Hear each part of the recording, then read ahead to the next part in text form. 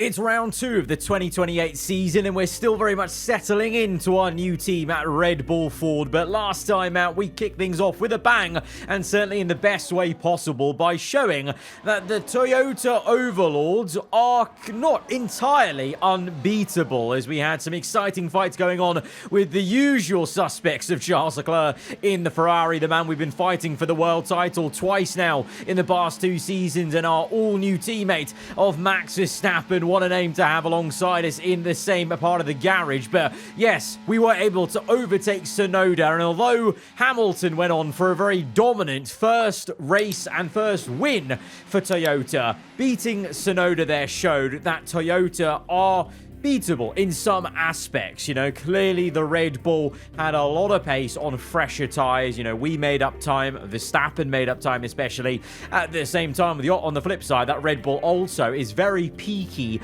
when it starts to wear its tyres, and that seemed to be something that Verstappen's AI was very good at doing, and I have a lot of learning to do in that department. So very much showed last race, the first race of the season, first race with this team, showed how good Verstappen is in game at managing the aspect of things, you know, in the race when we get to it. And qualifying, maybe a bit of a closer affair, we'll see. But in terms of the R&D shot, well, it looks like this. And I'm not going to lie, guys, I probably won't be showing you this very much until there is an actual update to show you, because I fear, even with the endless resource R&D scenario, that no one now has enough recognition to buy a single upgrade. So if in future episodes you don't see me showing you this chart, just assume it looks exactly like this and everyone's plateauing. And the moment it changes, I will definitely show you. Don't worry about that. But for now, I think it's going to be very much things staying the same. And it more than ever now, it will be just track to track. What car suits the circuit better?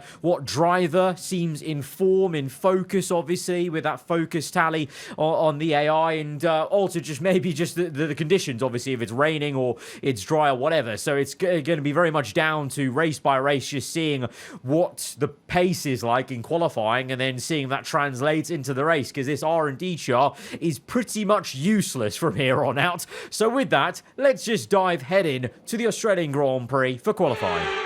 And a warm welcome, everybody. We're here in the heart of Melbourne. It's Albert Park, and it's qualifying for the Australian Grand Prix. Thankfully, unlike the first opening race, no issues to start off this qualifying session, and hopefully we can get a good run in once again. To be fair, even with that early issue in Saudi Arabia, we were able to just marginally out-qualify Verstappen, and in the race, you know, if it wasn't for maybe Verstappen getting stuck behind Tsunoda, probably he would have beaten us, because he was very good at managing, like I said, the tyres at the end of stint. So I'm interested to see how it goes around here. A very different circuit, but high abrasion and tyre wear certainly is a factor. And remember, from previous seasons, Verstappen, especially with Red Bull, he's loved to do one less stop than most people around this Grand Prix, around Albert Park. So let's see. You can clearly see I'm still struggling to maybe wrestle this car through some corners, and traffic of the Audi doesn't help us there, as Vesti gets completely in my way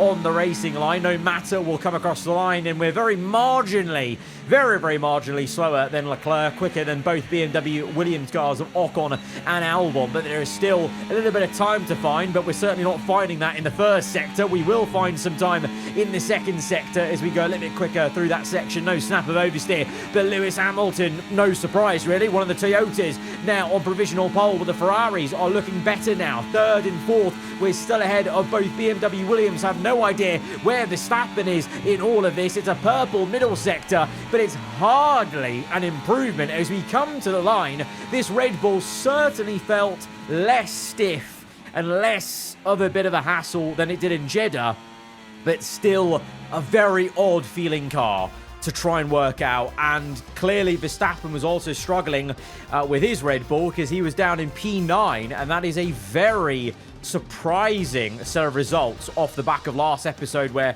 Ferrari, well, I thought Ferrari really didn't look that great, but they've kind of shown back up, and maybe this is why they've won 2 Constructors' Championships in a row. When you count them out, they come right back there for an all-second row. It's no surprise. It's a Toyota all-front row. Hamilton, though, on pole position ahead of Tsunoda. The BMW Williams looking a lot better than they did in Saudi Arabia, with Hülkenberg once again doing a great job for Haas. Question marks about our pace and what we're going to be like in the race. Let's go to the grid. This circuit missed a few years off the F1 calendar, and we missed Albert Park. So welcome back, and it's great to be back in Melbourne. Welcome to the Australian Grand Prix. We go racing today then in the state of Victoria, where the drivers have 14 corners and 3.28 miles to navigate at an average lap speed of around 120 miles per hour. Close proximity of the barriers make accidents inevitable. Recent history shows us that a safety car is not at all out of the question. It's time to see how our drivers are stacking up after yesterday's exciting qualifying session. Lewis Hamilton lines up on pole position, and Yuki Tsunoda completes the front row. Looking down the rest of the grid, we have Leclerc, Sainz, a Red Bull, Ocon, Albon, Hülkenberg, Verstappen, Norris, Fernando Alonso, Behrman, Oscar Piastri, Perez, Russell, Stroll, Sargent, Ricciardo, Vesti, and Zhou Guanyu.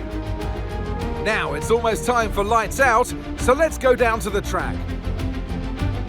And joining me in the commentary box once again, Naomi Schiff. Hi, Gnomes. Now, we had great fun watching them win last time out. What a great victory it was. But can they carry that into today's race? Well, they're certainly in a great position. It's always great to just come off of a win. The momentum's there, the team are working well together, and so is the car. So what they've got to do is just keep building on that. Don't change a winning formula. Keep it simple and keep doing what you're doing. I said there were big question marks about our pace in the race because we're all starting, it seems like, on the hard compound. Apart from one man who is not in the top 10 is our teammate Verstappen. He is starting on the soft compound of Tyre. And for the last couple of seasons, him and Red Bull as a whole team, they've tried the one-stop around Albert Park, whereas the rest of the grid, we've all opted for a two-stop or a more conservative one-stop at least with harder compound of tyres. Of course, it worked out for us in Season 3, remember. Last lap, last corner, overtaking for the race win.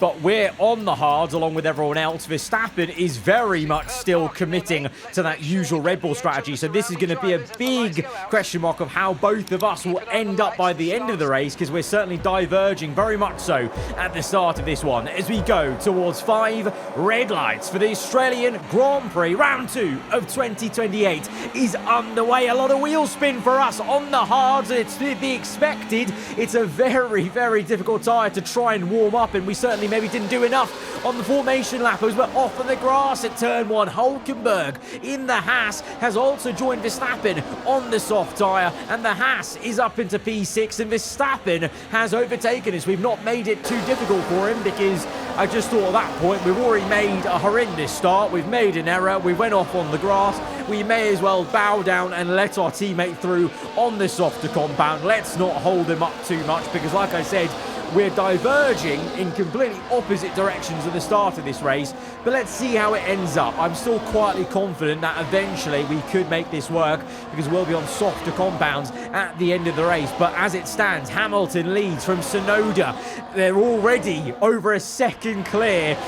This actually seems more dominant than it was in Jeddah, a little bit worryingly, as we see the Ferraris now under attack by the BMW Williams of Ocon, who's had an electric start. He's up into P4. He's split the two reigning constructors cars, and once again Hülkenberg really impressing nose to tail in that Ferrari train with Verstappen following along, and we're just trying to hang on, but there's already a bit of a gap there as Verstappen is looking much quicker on the soft compound, and as usual, it might take a couple of laps for us to start to get in a rhythm with this hard compound before the tyre starts to rubber in a little bit more. Lap 2 and up at the front, Tsunoda P2, but maybe for not too much longer as he moves to the outside. Hamilton tries to cover off the inside, but it will be, I think, a swap between the two Toyota cars. So now Yuki will lead the way, but the gap is growing. It's now nearly 2 seconds to Leclerc. So unless tyre wear starts to hit the Toyota cars, I fear compared to Jeddah,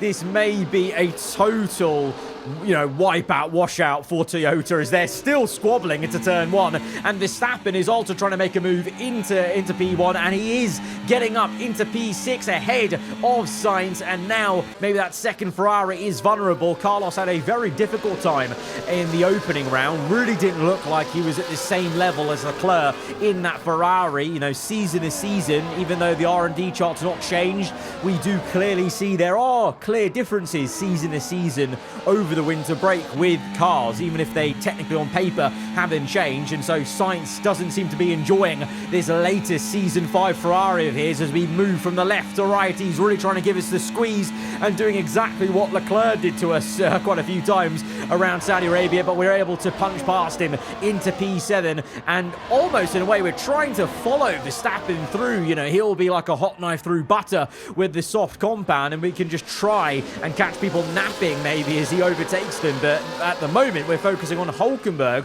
also on the soft compound, remember, trying to overtake Ocon. Ocon can't keep up with Leclerc at the moment, so it may well be Hulkenberg and Verstappen trying to get past the BMW Williams to then have a go at P3 as once again we have got movement with the Toyotas, and they're just swapping every lap it seems, because now it's Hamilton who leads again ahead of Tsunoda. Ocon, okay, I am mistaken. Looks like Ocon heard me in the commentator's box because he's pulled up his socks and he's only gone and overtaken the Ferrari. So fair play, the BMW Williams looking quicker than the Ferrari. Leclerc is now capitulating. He has now lost his second position. Is this the start of the end for Ferrari in terms of their consistency? Because this car, compared to last season, doesn't seem too great in the races. It is falling away with tyre wear once we get past a couple of laps here, and the pattern is very much the same as it was in Jeddah, as Verstappen again fighting Leclerc as he did in Jeddah. He overtakes him. Can we overtake Leclerc? And then we might not see the rest of Leclerc for the rest of the Grand Prix as we did in round 1, and certainly just like in round 1, Verstappen and Hulkenberg trying to make the most of the soft compound before it starts to wear out. Now this time we don't have that issue in our own car. We're on the hard, so really as this stint goes on we should be getting quicker and quicker as the hard tyre starts to become the better race tyre, because eventually those softs will be at a point where they're so slow on the tyre wear. Speaking of cars though going backwards, McLaren dropping an absolute stinker. High-Tech also maybe a bit baffled about where their pace has gone, Behrman especially, but the two McLarens also way outside the top 10. They'll be scratching their heads at what's gone on here as we try to make a move on the left. Leclerc closes the door, we go to the right. It's almost a bit of a fake out as we're side by side banging tyres quite literally in the last sector. The Ferrari still tries to keep it around the outside. We go defensive. Leclerc back through on the right. We're now side by side through the last two corners as Verstappen and Hulkenberg peel into the pits on lap 6. So early for the pit stop. I thought Verstappen was going to go long for the one stop. Maybe his plans have changed as we're now nearly 3 wide with both Ferrari cars. We just managed to survive that. The onslaught from the prancing horses and maintain P4 as it stands now, as that is a very early pit stop for Verstappen and Hulkenberg. We were catching up to Esteban Ocon, but he's going to peel into the pits, and we had saved up all this battery to try and do him on the main straight. Instead we'll just use all the battery up on this in-lap effectively now. As you can see, the pit window has opened for my first pit stop onto the medium tyres. A little bit sketchy on the entry there as we dip a tyre into the grass and the rear end steps a little bit, but we're in. Tsunoda, don't think he's come in yet, so Yuki's going very long. So that's a bit of a major difference for him and Hamilton. It's, really? A 5-second pit stop. Clearly something went on. Mark hasn't told me about any sort of issue. Maybe he's too scared to actually update me. Oh, there you go. There you go. Right front tyre. Had a bit of an issue. It's a 5-second pit stop, so that's going to put us on the back foot as Ocon is miles down the road. Bloody hell, Red Bull. You come to a top outfit like this and you expect amazing service and you just don't get it. We've not been getting it, at least, with the, you know, the fuel issue or whatever it was in Jeddah in qualifying, and now this in the race. Not ideal. And now Fernando Alonso is all over the back of us. Of course, we're on the outlap, so our tyres aren't fired up. He's absolutely on it. His tyres are nice and warm, even if he's on the hard compound tyre. And remember, we didn't have too much battery because we used most of our battery on the in-lap for that pit stop, hoping to obviously keep up pace with Ocon in terms of, you know, his strategy, because he had come in a bit earlier. And so now, because of that, Alonso is going to go right round the outside of us, and we're down to P8. We have to come back at him. We've saved battery to try and re-engage with him. DRS open, but in fact we'll save the battery because the DRS is effective enough now in Season 5 here, where I may as well use the battery in clean air, basically. Speaking of clean air, Verstappen, he's in acres of clean air. He's P1. So with that early pit stop, hang on a minute, because Hamilton's pit, of course, once, Verstappen's pit once, Hülkenberg's pit once. So with Verstappen and Hülkenberg's early pit stops, they've respectfully each overtaken one Toyota. Verstappen's ahead of Hamilton, Hülkenberg ahead of Tsunoda. And interesting, obviously, that Hamilton pit a lot earlier than Tsunoda. So the early stoppers have really made use of the undercut. But now the question is, what will happen later in the stint? Will Tsunoda come back at Hamilton with better tyre wear? And then what on earth is going on here with Verstappen and Hülkenberg? Because now Hülkenberg's pit for a second time. It's lap 16, so it's a very early pit stop. So what's Verstappen doing? What is he doing as we see Perez with an engine failure? That will give us one free position as we continue to try and bridge the gap back to Ocon. All that time we lost with our pit stop issue, and Verstappen comes in. Wow. Okay, so certainly the tyre wear levels for this team at Red Bull and the entire grid maybe is certainly different to previous seasons, because we haven't seen that for about 3 seasons. The Red Bull of Verstappen coming in for a second stop. He is thrown out the form book, the record book, with his 1 stops constantly around Albert Park. Very interesting as we see the high-tech GP cars squabbling against each other. Verstappen comes out in a lot of traffic. Bloody Nora. Red Bull have timed that horrendously. That is horrendous timing, but I'm sure Verstappen will just get his head down and try to do the best he can. As lap 17, Perez still parked up as we go for the fake from the right to the left on Ocon, trying to get up into what is at the moment P3 on the road, but we're still going to make one more stop in this race. Tsunoda leads the way. Oh, Tsunoda leads the way with a fastest lap. Hamilton 8 seconds back. I don't know what the situation is with their pit stops now, but Tsunoda now is in the lead, so clearly his late pit stop has paid out for him, as even though we overtook Ocon, that Williams car is bloody slippery in a straight line. And of course, as I said, in this season, the last 3 seasons really, you know, with the upgrades, the DRS is pretty ridiculous. And if you have it, you basically are going to make an overtake at this point as we try our best to get round the outside, locking up. A little bit sketchy with the Frenchman, but we just maintain P3. But things are getting frosty with Ocon, and of course we're no stranger to issues with Ocon in terms of coming together. Maybe let's see what the Williams has now on offer through this next DRS zone, and we're watching for the battery. We're harvesting battery at this stage to try and maybe have enough to defend later in the lap, or at least re-overtake the Williams if he comes back at us. Basically, you have to just kind of tactically think about these things. As on the very next lap now, 10 laps to go, lap 19. Oh, yeah.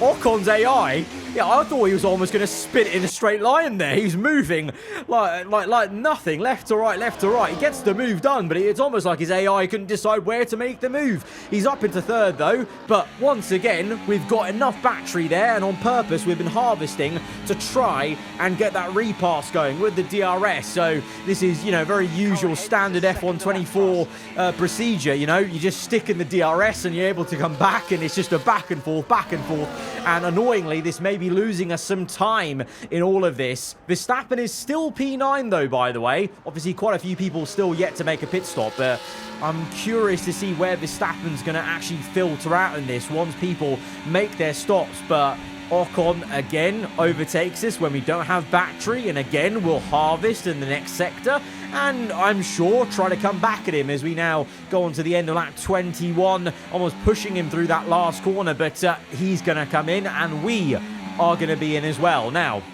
please, Red Bull, I beg you, please don't make an error this time. Let's get a good pit stop under here. It's a decent enough one, 2.9. It's still a little bit slow for what I feel Red Bull is. There we go. That's what I'm talking about, Red Bull. Williams are slower than that, and we get the jump on Ocon. That is what I wanted to see. That is what you expect of a team like Red Bull in the pit lane, to be able to jump a car in the pit lane. We didn't have to do any work there to make that overtake, but we will have to work to keep this position, because even though I've come out on softs, Ocon's overtaken me because he's got DRS and I don't have too much battery there. So obviously, eventually, I hope that we'll be able to overtake him fair and square as Hamilton goes past Verstappen. So Verstappen was actually in P2. He had actually got ahead of Hamilton on the pit stops, but Hamilton's got the pace to re-overtake our teammate and get up into P2 to still once again make it a 1-2 for Toyota. But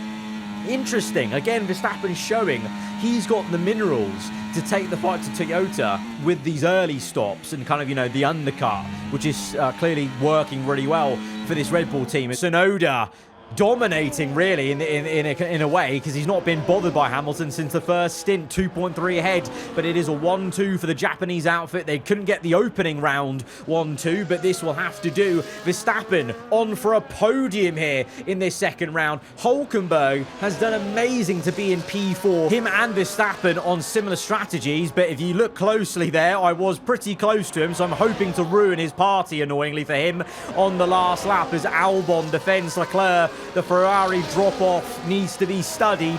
They were 3-4, now 8 and 11. Norris just about getting a McLaren into the points. Alonso the same for Aston Martin. But here we are. I heaped praise onto Nico. He has done so well in the Haas Cadillac, but unfortunately it's my time to ruin this achievement for him and Haas as we just managed to pick our way through on the left. He gave us a good old squeeze. Fair play. Of course he would, but we're on the soft compound, and it's not a last lap race win overtake, but it's still pretty satisfying to maximize results with a 3-4 here. But it's a 1-2 for Toyota for the first time in 2028. Tsunoda wins from Hamilton from the last race there, so they both have one race win apiece then in the season.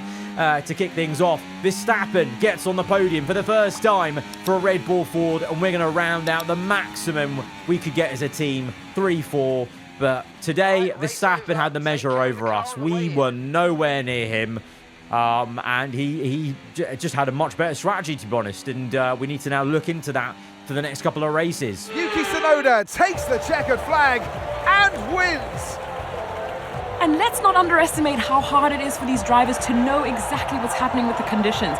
When you're in the car, you have drops falling onto your visor. It's hard to know whether those drops are actually sticking to the track, if water's building up, or if it's still dry. So it's a tough call to make, and it is really a question of risk versus reward. So great decisions made by this driver today. You kind of got a sense of it from round one, but I think definitely now here in round two, it's very clear that we at Red Bull Ford are the only team maybe that are going to be trying to keep up with Toyota in a way, and definitely seems like a bit of a change of the status quo with High-Tech up there from their first round results. BMW Williams ahead of Ferrari, Haas ahead of McLaren. They should maybe have more. It's going to be interesting to see how that develops in the kind of midfield battle, and that may be the intrigue for most of this season, unless we can step up and really ruffle the feathers of Toyota a bit more. But guys, if you have enjoyed this one, round two, then be sure to hit the like button. Let me know what you thought in the comments below. If you're around here, then do get subscribed for weekly Formula 1 content. I'll see you guys next time. Goodbye.